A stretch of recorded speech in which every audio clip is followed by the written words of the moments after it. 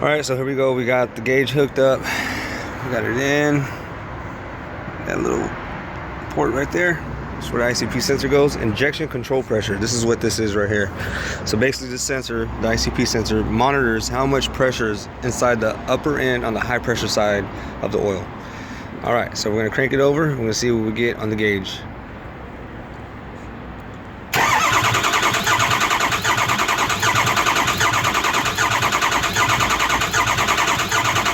All right. Okay, so usually when you have good high pressure, first of all, the gauge will start climbing, and this right here would want to whip. It actually tries to stiffen up because it takes a minimum of I believe it's 650 or 750 in that area just to fire up oil pressure.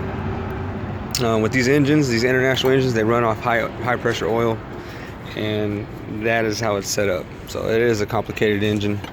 The newer models were kind of like junk, but yeah. So that's what we got. We got 0. So like I said, this truck is breakdown, and we're gonna figure out what's going on here. The next step for me is I'm going to replace the IPR valve. This is called your injection pressure regulator. So these are a common thing. I carry extra ones. This is a test one for that goes on my service truck.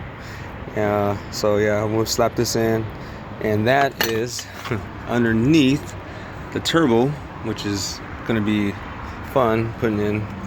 They have a special tool for that. You could get this at your local O'Reilly's now. They carry these at O'Reilly's for about $20, I believe, or something like that. It's real cheap. I bought a Mac one off the Mac truck. That thing cost 80 bucks, and it looks different. It's too big, and it just doesn't work right. But a lot of Mac tools are good. I use a lot of Mac, but just that one tool that I didn't really care for. So I got